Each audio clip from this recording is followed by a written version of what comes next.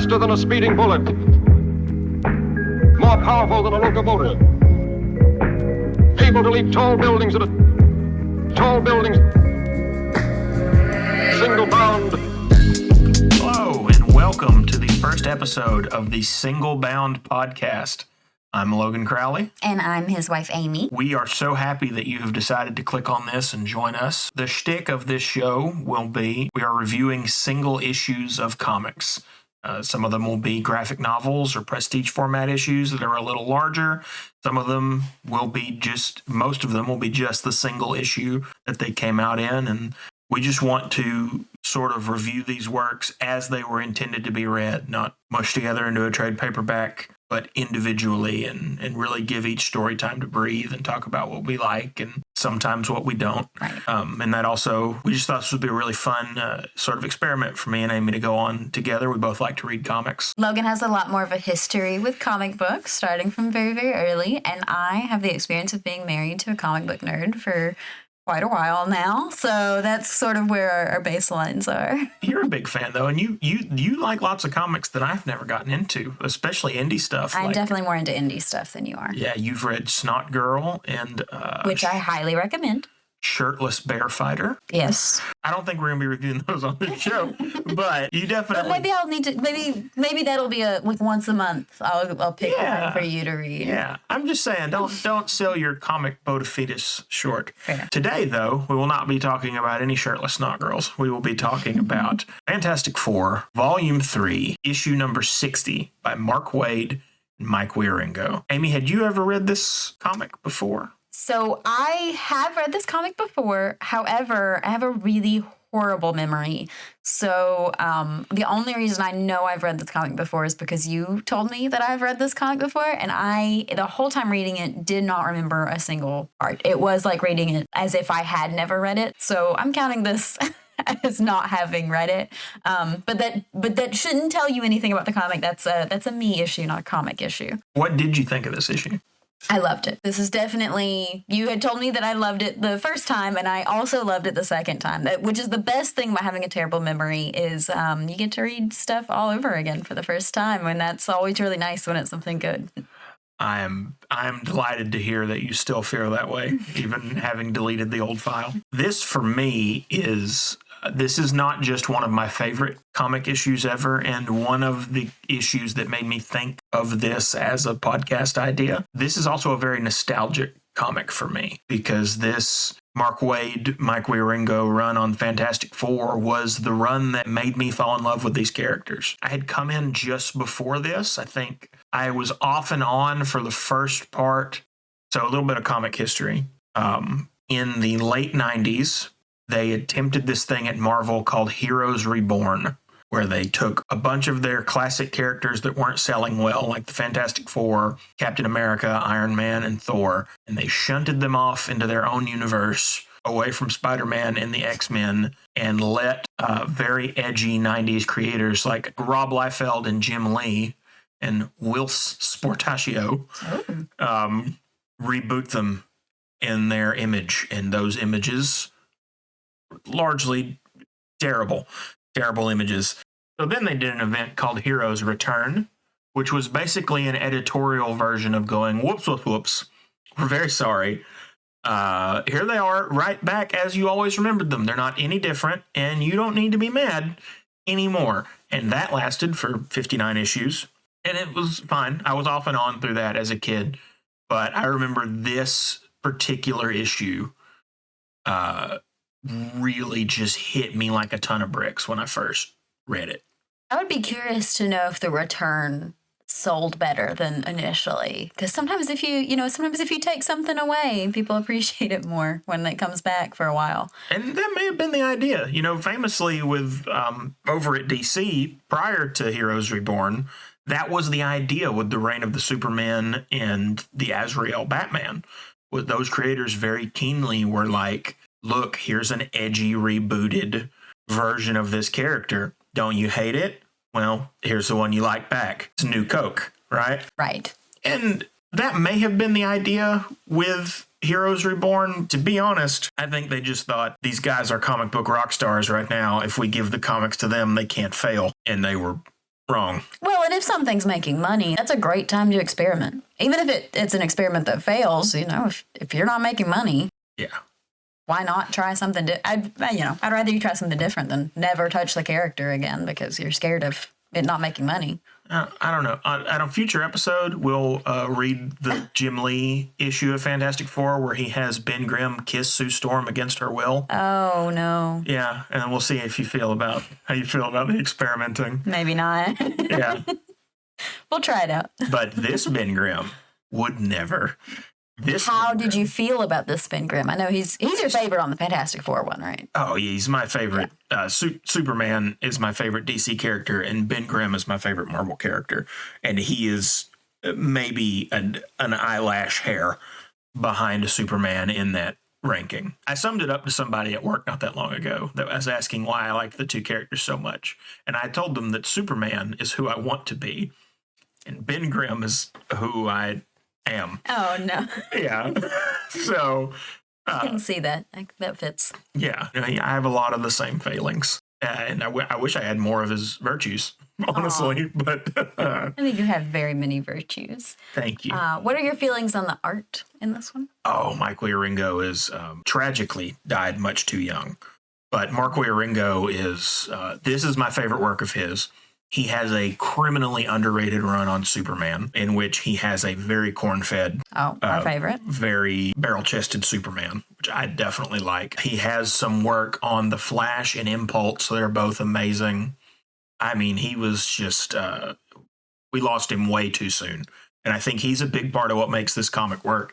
His Ben Grimm design, especially, because if you read in the early Fantastic Four run, Ben Grimm is not that big, right? Right. He's monstrous, but he's actually a little shorter than Reed. Yeah. And then as the comics go on and monster heroes become more and more popular, Ben steadily creeps up to being Hulk-sized. I liked that this art really nailed, he height-wise is human height, but his width is monstrous, and it gives you a really nice balance between the two. He doesn't look human. He doesn't look proportioned like a human. He still fits in that size category where you can feel like the Kirby and Lee stuff is in continuity with this. That's really one of the things I like the most about it is I think this run, more than any subsequent run, captures the energy that Lee and Kirby's Fantastic Four run had. I was going to ask you, how do you feel about this compared to those first, that first initial Fantastic Four run, which is many decades earlier? That's difficult because Waid here is capitalizing on their formula. And so it's really difficult for me to say, well, this is better than the Lee and Kirby run because all of the ingredients used in this are borrowed from that original source material. The characterizations are right there. The designs of the costume are right there. It really is a love letter to that comic. At the same time, I do probably revisit this run more. We'll get at some point later, we'll get to what I think is the scariest, most heartbreaking Doctor Doom story ever told. And that's in this run. There's a fascinating look at Galactus. There's a beautiful moment from later in this run where and I'm going to spoil it. So if you haven't read the Waid Wieringo run, definitely spoilers for this issue, but spoilers for the entire run. I know I can get away with telling Amy this because she will not remember by the time we ever do that issue. But there's a moment where the Fantastic Four loses their powers, and the powers are jumping randomly to people in New York City. So random people are bursting into flames, turning into the Thing, turning invisible, and they have these gloves, and they're having to go around and try and get their powers back. And Ben figures out, because people forget that Ben met Reed and Doom in college at Empire State University in the Applied Sciences program, and he was an astronaut. And there are no astronauts who are bad at math. You can't be one. Right. So Ben figures out that Reed has given him a dud glove, and he switches gloves with Reed without Reed noticing, because he knows that Reed is constantly scribbling notes on everything. So he does the math on Reed's glove, figures out how to get his powers back, and then he and Reed are racing to the person with the Thing's powers in the different pieces of the Fantastic Car. And Reed is desperately trying to get the Thing powers so Ben can be normal. And Ben is desperately trying to get them before Reed can get them. So sweet. And there's this beautiful speech about you don't understand what you're giving up. You're never going to feel your kids hug you again. You're never going to be able to just sit and enjoy, a calm day at the park with them the way that you have before. It's moments like that this is the best writing of Waid's career. And that's saying something. It's the same writer as Kingdom Come. It's the same writer as arguably the greatest Flash run of all time. And to me, this is his best work. And this issue, if you are out there and you are wondering, oh, I've seen the Fantastic Four, but I don't know anything about them. I don't know if they are for me. This is the issue to check. 22 pages. And when you're done, you will know if you are a Fantastic Four fan or not. If after this comic you don't like them, tap out. It's not for you. But I'm willing to bet that this is going to make you fall in love with these characters. Honestly, Mr. Fantastic especially, he's a character that a lot of writers struggle with, and this issue knocks him out of the park. Yes, I would say this is definitely the one where I got Mr. Fantastic the most out of everything that I've read, and I do really love the Fantastic Four. And I think this was the first one that initially that you had me read. Yes, this was the second comic you ever read. The first was the first trade of this series. The first comic that you ever read was you asked me to give you one comic to show you why I loved him so much. And I gave you Superman for All Seasons, which we will do a 4-parter about someday for sure. Yeah. But the second one that I gave you was Imaginauts, which is the first trade of this run. I really love this one, and I go back and still really love like the first Fantastic Four stuff, but I think this is the easiest one to kind of grab onto. There is something really interesting in this one, and it sounds like it continues throughout the run, where there's a real focus on celebrity status and what that means and how that impacts a person.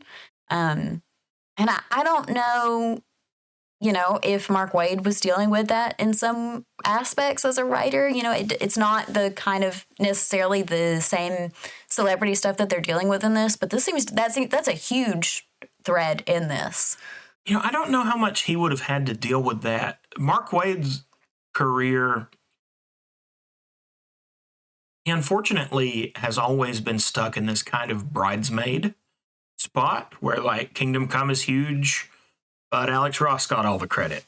Right. And at the time that he was at DC, he was huge, but not as big as Jeff Johns or not as big as Grant. He wrote JLA, the run that I always talk about.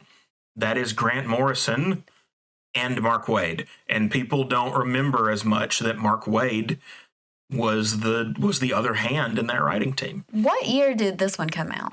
This is 2002, which actually goes right into what I was about to say, which is I don't think he was dealing with his own celebrity as much, but this was a very era that was conscious of celebrity. This is right in the middle of the birth of reality shows. This is right in the middle of TMZ. So much TMZ is going on right now. Rising to The infamy. Hills is going on. Yeah, that's kind of what I was thinking is like this is when you're getting truly probably the craziest like paparazzi behavior that started happening around this time. But I would be remiss if I didn't mention too that Lee and Kirby's run actually deals with this as early as issue 3.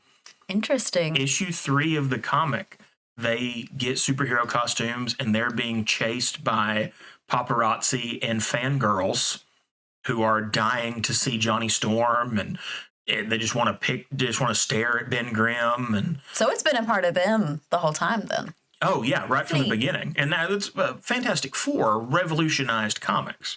If you love Spider-Man and the X-Men and the versions of these characters that are much more human and relatable, then you really need to thank the Fantastic Four, because that's what started this trend. That's what started the Marvel Age of Comics. But prior to that, you had the DC paradigm, which is Superman pretends to be Clark Kent, and Batman pretends to be Bruce Wayne. The Fantastic Four, Reed Richards and Ben Grimm and Sue Storm, they're the people. And then these characters are just something that's nicknames. I mean, the Fantastic Four didn't have secret identities. Right. I can't stress enough that in 61, that was game change. That was wild that they just were out in their regular names. And so I think Waid was pulling on a lot of that in this run and in this issue to great effect. For those that haven't read it, read it. What are you doing this deep? What are you here for this long for without reading it? We haven't gotten into spoiler stuff yet. We will, but we'll give you a little warning. We will. But you should still read it. I mean, finish the episode because we're new. And if you're listening to this, there's probably only 2 others of you. So definitely, if you're ever going to hang into one, this is the one we need you now more than ever. But what is happening in this issue is Reed has hired a PR firm because their Q ratings and stuff are dropping. And he wants to make sure that the Fantastic Four's popularity goes back up. And so the PR firm sends this little guy to spend a week with them to figure out how to rebrand them. And I will say there's a very backhanded moment in this where when you see the other guys at the PR firm have planned on rebooting the comic, those purple costumes look very close to what Jim Lee had just put the Fantastic Four in his reboot. That's so funny. Oh, it's pretty catty. But this is better than that, so whatever. But, and he ultimately, after spending a week with them, comes to the conclusion that they are not superheroes. They are astronauts, they are explorers, and they are a family. And they will help in a pinch, but they don't. He comes to the conclusion that they are explorers and astronauts and scientists and a family. And yes, they will help if somebody is trying to disintegrate Manhattan, but they're not superheroes. They don't go on patrol. They don't have secret identities. They don't really have, these tragic, scarred backstories. And I think that is one of the things that really shines through in this run is you don't really want to see the Fantastic Four stopping muggers. You want to see the Fantastic Four stopping entropy. You want to see the Fantastic Four on the cutting edge of exploration. It's a very Star Trek-y kind of series when it's going well. I was curious because I really like the branding stuff because I'm always interested in the marketing stuff where he talks about it being more of adventurers, go frontiersmen almost is sort of what he's going for there. Is that something that is kind of talked about or pushed early on, or is this the first time where they use language like that? That's an idea that Lee and Kirby play with a little, but definitely not to the same level of this where you actually see the PR team having meetings to discuss how they're going to go about it and planning behind the scenes and stuff like that. I think this run is really the first time that has been done, and I don't think it's ever been done better. Kind of getting into the nitty gritty stuff, I do not believe that man works with rock stars. Not for a second. And if he does, I don't think he's very good at his job. Well, I mean, he must be. He does do pretty well by the end of this, but boy, it's a struggle. Well, I think that, even if he does work with rock stars, being ready for Ozzy to get coked out is not the same as a space squid trying to eat you while a rock monster carries you on his back. Sure, but look at him. Okay, does he look like he would be comfortable backstage with rock stars? Really? No, he does look like a big dweeb. No, he looks like a big dweeb. Or a little dweeb. Yeah, right. And he acts like it for the rest of the run. It really doesn't take very much to sort of frighten him. So I don't believe that. It also, there's a couple of times that things are mentioned. Like I caught Linkin Park, and then there's another musician or band mentioned, and somebody else That is the only thing I didn't really love about this is the it's very 2002. real world mentions. Yeah, it really really dates it in a way that it didn't need to be. Like if you took those 3 names out, Yeah. it just didn't. It would, you could print it today almost. Oh, yeah. And if you're sitting here listening to this going, Lincoln Park's still relevant, the other 2 names that Amy is forgetting are Cypress Hill and that Howard Stern has bumped Johnny Storms for Danny Bonaducci. So they're very, very era specific. Yeah, even now that you've mentioned them, don't know who they were. So That's a different. You will never get a Danny Bonaducci episode out of us, I promise. no. So I wish that's the only thing that I wish was pulled, because you just didn't need it. I don't know. I don't know that you can do that whole scene, and many others are talking though about how much this PR firm are kind of name dropping whores though, and you have to have names to go with that. I think honestly the fact that we don't remember that most people don't remember, no offense, I love Cypress Hill, but the fact that most people now don't remember who these characters that are being brought up are, I think almost makes it even stand out more that this firm wants the Fantastic Four to be more like Danny Bonaducci. Okay, fair. I'll take that argument. Some other specific moments are really more family related. Do you have any favorite family dynamic moments that you love? Because that's the real thing that I think sets the Fantastic Four apart and really is what is so wonderful about this comic. Well, two that really stand out to me are, one's a fun one and one's a serious one. The fun one first, when Sue Storm starts listing all the things about Mr. Fantastic that turn her on because Johnny is picking on him.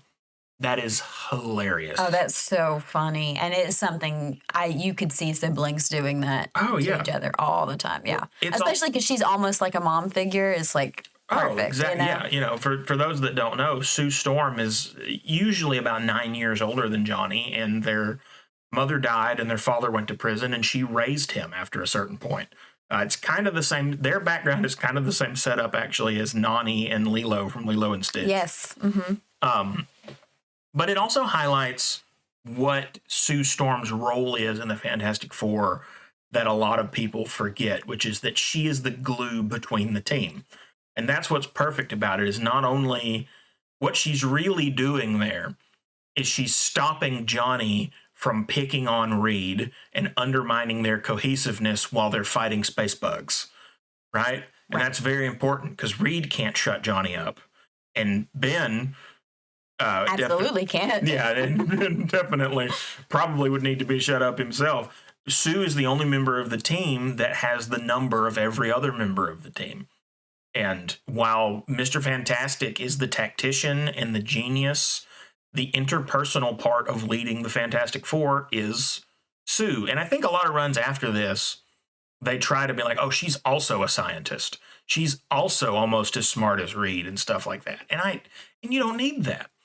Because really, what Sue Storm has that the other 3 members don't is a functional social personality, right? Right. And that's important. Yeah, I mean, I think having her smart enough that she can still run with Reed, I think is important because I don't think he would be with anyone that wouldn't be able to kind of keep up with him and accept him in that way. Right. But her social skills really make up for a lot for each of them because they each have struggles socially that she is able to handle. And they all have a soft spot for her because she's able to do that for them. Right.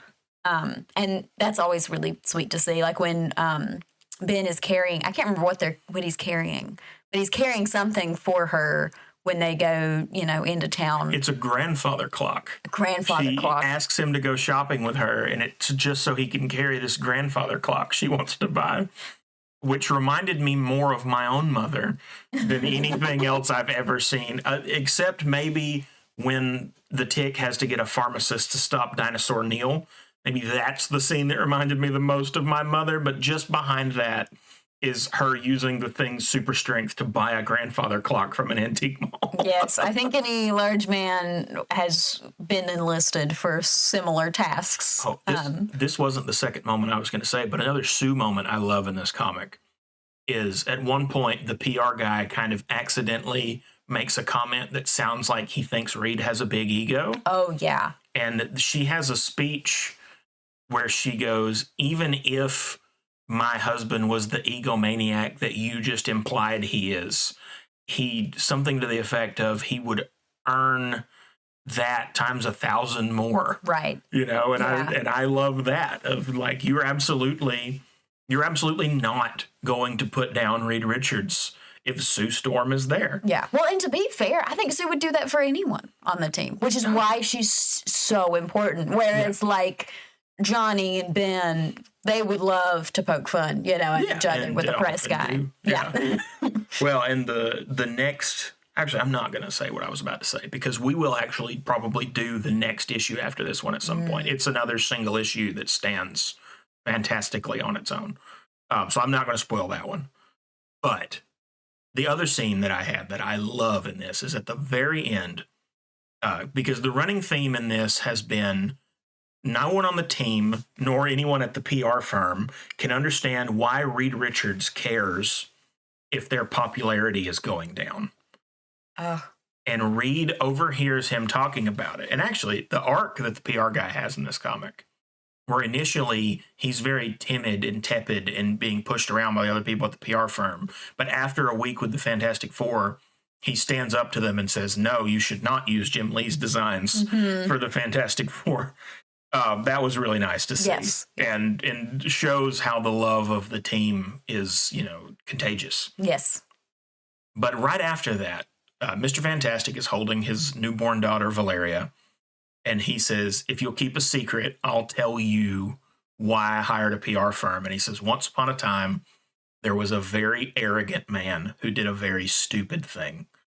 And he really talks to his infant daughter about how terrible he feels about his one accident that caused them to get these powers and ruined especially Ben's lives. And so he has decided that they're going to be celebrities to make up for the fact that they can no longer have the normal lives that they had. And this is Reed's way of trying to hoping that they'll forgive him, which was a heartbreaking line to read because Reed doesn't realize two things. Either Reed doesn't realize that they forgave him 200 issues ago of the Fantastic Four and are fine, or what Reed's really talking about is trying to forgive himself.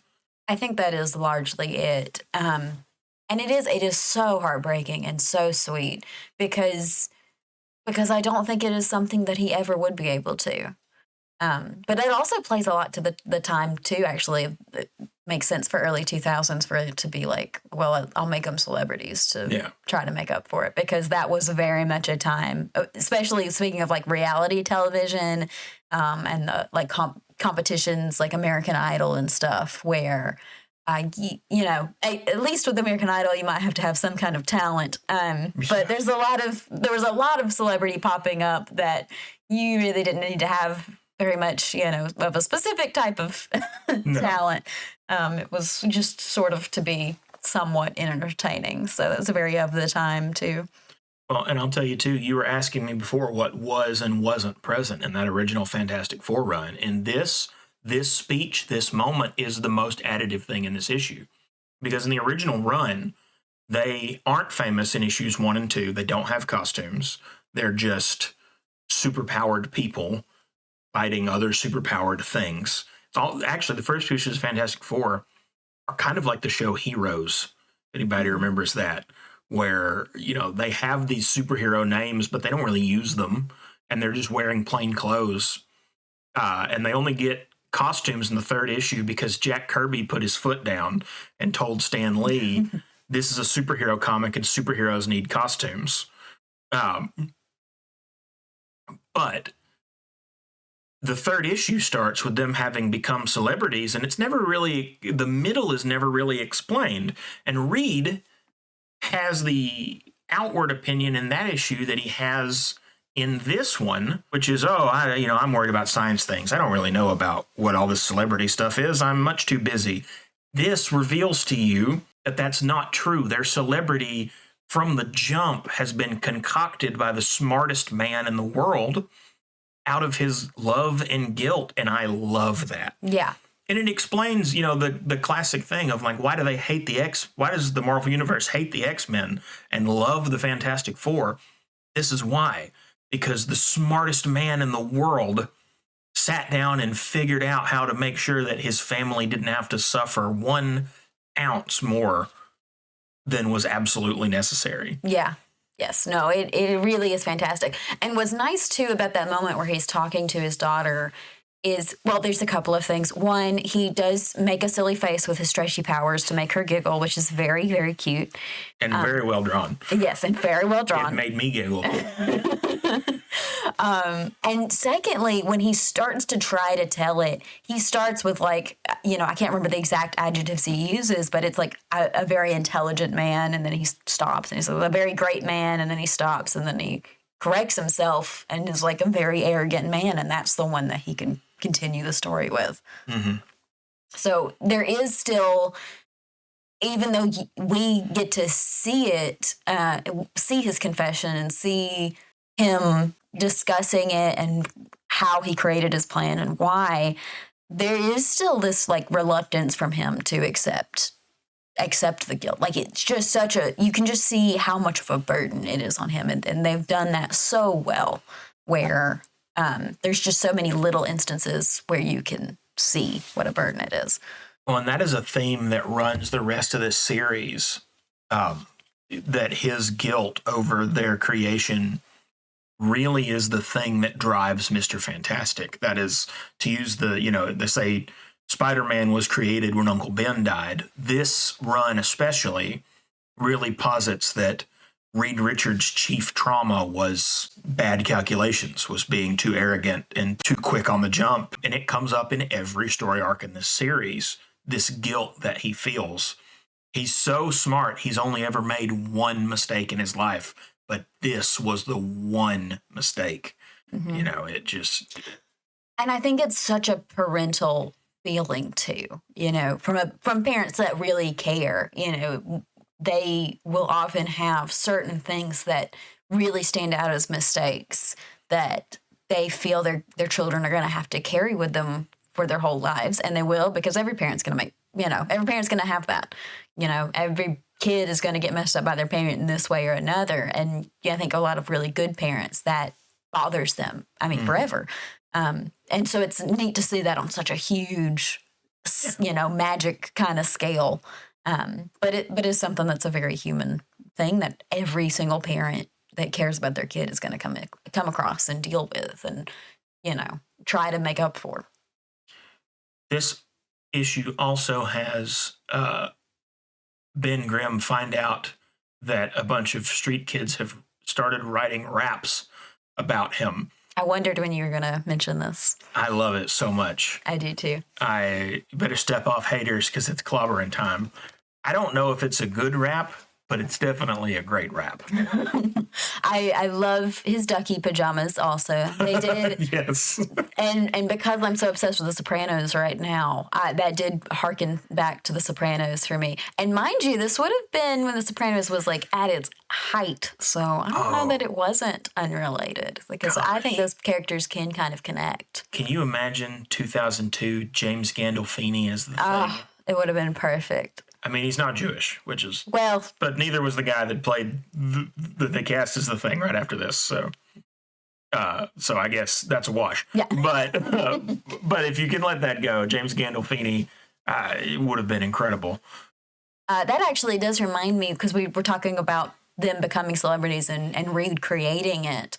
I think that's the movie where Johnny's the one to really accept it at first. Yes. And that makes sense, but I really prefer this. Yes, me too.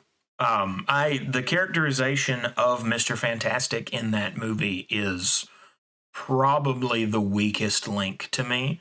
And I'm not saying the performance, actually. I think Ian Griffith, whose name I know I have not pronounced correctly, it is much too Welsh for me to be able to pronounce it off the cuff.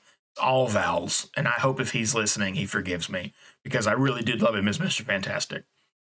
But that movie writes Mr. Fantastic as an unconfident geek. Yes. And that is just not the character. Yeah. And as this run perfectly encapsulates, he is not a man that lacks for confidence, because he's a man who can do anything, right? And I think a lot of writers, especially in the Ultimate Fantastic Four, especially around this era, Mark Millar not being able to wrap his head around a man who is intelligent and also a good person has done more damage to the Reed Richards character than any other writer has done to him. This era was fraught with people who wanted to turn Reed Richards into Steve Urkel, and they just don't get it.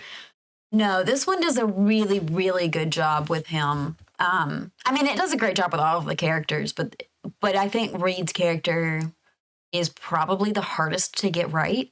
Mm-hmm. And he does a great job of him being this intelligent, confident guy that he would be, but also showing you all of the flaws and burdens that are going to come with that. Like the misunderstanding from other people, is consistent throughout the whole book, where, even Sue doesn't quite understand, some of the reasoning behind what he's doing. And so you have this sort of loneliness to him that is really common for people that are that have that really high intellect. It's really common for them to feel and be a little misunderstood and to feel a little lonely. Well, and ultimately, that's why Ben Grimm is so important to Reed Richards. Yes. Is in any version, Ben Grimm, even though he's not as intelligent as Reed, is the first person who made Reed feel not lonely. And I think that is so important to this run, especially, but just to the Fantastic Four in general, that family. I think one of the things those other writers don't understand is they often write a very introverted Reed Richards who seems to think his family is kind of tedious and is getting in the way of his work. And that is, Reed Richards is bookish maybe, but his family and being around them is more important to him than anything, right? He built the Fantastic Car. He could have built it with one seat. Right. If he really wanted to, but he didn't. He really didn't need to bring any of them along for most of this, really. No, yeah. The family unit is what makes him so interesting and the book so interesting. And there is a lot of, there's the moment where you see the letter where everybody thinks he didn't get invited to that thing. And they're like, oh, and then you see the letter and they're like, well, we're sorry you couldn't come because you wanted to spend time with your family, is just the perfect little encapsulation of that. Yeah. Well, and I'll tell you, too, this is something that I don't know if it's ever been done intentionally, but I like that the love of Ben Grimm's Aunt Petunia begets what the Fantastic Four is, because 3 out of the 4 members of the Fantastic Four really don't have great relationships with their parents. Reed has a good relationship with his dad, but his father disappears when he's very young into super science shenanigans, and he doesn't really see Nathaniel Richards again for a long time. And then Sue and Johnny's parents, like I said before, their mother died, and their father went to prison. And Ben and his brother Jacob also didn't grow up with their parents, but they're adopted by Ben's Aunt Petunia, who is very, very involved in his life. And you see a lot of Petunia's lessons. Oh, if you read Fantastic Four enough and get to read some issues with Aunt Petunia in them, you will see that her lessons about taking care of the neighborhood and bringing she brings in gang members that are friends with the boys for dinner, makes them come inside and eat dinner and stuff like that. And then Ben goes to college and makes Reed be friends with him because he sees that Reed needs a friend. And then Reed meets Sue, and Sue brings Johnny. And it is that love, from Petunia trickling down. It's one of the best things about the Fantastic Four, again, is that sort of contagious love and affection and how it makes everyone that comes in contact with them better. Yes. Now, little details before we finish up. One of the things that I really loved on the little bit of art details is Did you notice that Johnny's like bubbles have the little fire around them? I love that. I think John Byrne actually gets credit for that first, but good on them for keeping it. I did love that. I couldn't remember having seen that before. And I always love, little details like that. I'll tell you another one. I don't know if you caught this, but the one that I loved, at different points in the comic, Johnny gets mad because he's a hothead. Right. But yeah. When Johnny gets mad, not only if you look are there heat waves distorting the color around him, but the characters around him in the panel start to sweat. No, I the only one that I caught with that was the reporter guy when that happens. Sue points it out, but it happens a couple times That's in the funny. issue, and that's incredible. I'll tell you what, too. There's an example in this of I feel like if this comic came out, there's a moment when Reed meets the rappers. Reed, I apologize. There's a moment when Ben meets the rappers on the street, and Ben, who is, this is 2002, so at this point, he's probably 40 in 2002, so we're going to say he was born in the 60s, probably not up, down with the most modern music. So Ben at first is very dismissive of rap and says that it's not real music and stuff like that. And I think if this comic came out today, they wouldn't have the cojones to do that. But in not doing it, you miss this wonderful scene in this issue where Ben says that when he meets them and then finds out the CD is about him and tells him, well, that's nice, but it's still, not really music. And then we jump to a scene of him sitting and reading a book later and listening to the album and singing along with it. And it's such a Ben Grimm thing. It's such a older man thing, Yeah, and let your characters be flawed. Yeah. He doesn't let him be dismissive of rap and then find out he likes rap. It's great. It brings it so much joy to it. Yeah. You know what else I love that they did in this? That a lot of times Ben Grimm just goes barefoot, but in the scene where he's listening to the music, he's got his feet up on an ottoman, giant shoes. I laughed so hard. I didn't catch that. That's gotta be. Go back and look. That's gotta be like they're giant leather shoes. It's gotta be like half a cow a foot. I mean, they've got money, They do. Thanks to Reed's They work. They've got the funds to dress well, and that's part of the bit. So, all right, kind of wrapping up. Okay. The first most important thing in the wrap up: if you are as smart as Reed Richards, I would like to be the first in line for ice cream that burns calories. Oh, that is in this issue. There is what is it? Is it some kind of fudge ripple? They said. Yeah, I cannot remember the flavor. That burns more calories than it takes to eat. Than it takes to play like rugby or Yes, something. Yes. Yeah. Would love that. Of all the patents that Reed Richards hasn't put out in the world, that one I get the most because that people would die from that. Oh, absolutely. That's definitely one. And I like that he hasn't made more. They're like, we've run out of it. Like there isn't an endless supply that he's made because he has met them. Yeah. It was just there for after the pregnancy. But if you are a genius like Reed Richards and you learned about this from us, you owe us at least a pint. A pint? More than that. Okay. I want a couple gallons. I'll buy one of those big freezers just for this ice cream. You can't. Don't give her that much. You will kill my wife. I remember when we got the, was it Skinny Cow? What was the ice cream from a couple years ago? Halo, probably. Halo Top. Yes. That's it.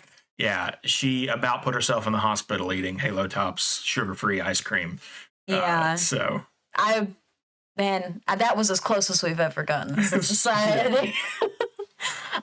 Okay, so now finally wrapping up. What is your high from this comic and your low from this comic? Oh, the high from this comic has got to be the Reed Richards moment at the end. That might be, if I had to pick a high from all Fantastic Four comics, it might be that speech. That's fair. I think that would be the same for me. Yeah. In my low, I promise I'm not going to do this every episode. Mm-hmm. I don't think this comic has a low. I think this is 22 perfect pages. Oh, very interesting. I think this is as close to a fighting weight perfect comic as has ever been made. I'm gonna stick with that guy's just slightly too much of a dweeb for me to believe he works with rock stars. That is my low. That's fair. Oh no, right? I think he should have worked with like politicians. I got a low. Something. I got a low. You're right. It's a name dropping Danny Bonaducci. That's the low. It's just ridiculous. So there's our lows. All right. What do you rate it? 5 out of 5. Yeah, me too. For sure. This is one, even if you weren't looking for a Fantastic Four comic, I might still recommend. This is one that is great if you've read 1,000 Fantastic Four comics, and if you haven't read a single one, it would be great either way. But this is one that, with Fantastic Four First Steps coming out in July, if you want to try out this team with one issue, this is the one issue. Absolutely. And I'm going to say it one more time in case you didn't write it down at the beginning or you're driving and you can't look at the episode title. This is Fantastic Four, Volume 3, issue number 60 by Mark Waid. Perfect. All right. Well, now they're set up for the movie. Yeah. Thank you guys so much for listening to this, especially if you made it to the end. Absolutely. Yeah. You are a VIP if you made it to the end. Let us know, and we will hook you up eventually with that calorie-burning ice cream, okay? It'll come from us, and then... We're not legally bound to that. We will if we can, but just, I'll send you a Halo Top coupon. Be cool. Yeah, we'll give you a copy of we'll give you a pint of Halo Top ice cream. Just if you've been backed up for a while and you really need to clear out. We got you covered on that. What you can do to help us out, we would love it if you would send us recommendations for if you can think of a comic book single issue, right? Not a story arc, not a trade paperback, a single issue of a comic where you're like, that is a perfect issue of a comic. Or if it was a horrific issue and you need someone to talk about it. Okay, fair, but signpost it, please. Don't get let us know. But please email those suggestions to singleboundpod@gmail.com. And follow us at SINGLEBOUNDPODCAST on Instagram. And we'll add some stuff to that later, but that's really all we got right now. We're new. Yeah, we're new. And let us know what you think. Yeah. If you want to leave a review that's 5 stars, leave that. And if it's not, just message us and don't leave anything. Publicly. Yeah. But we'll fix it. Feel free to tell us we suck, but click all 5 stars. Yes. Yeah. You can leave a negative review as long as you click all 5 of the stars. Right. Well, thank you very much, and we hope you have a great day. Singlebound is a Burly Nerd production. We would like to thank Fantasy Factory Comics, located in downtown Dalton, Georgia, and our buddy Eek to Freak for his song Voices in My Head as our theme music. Someone help me please to snap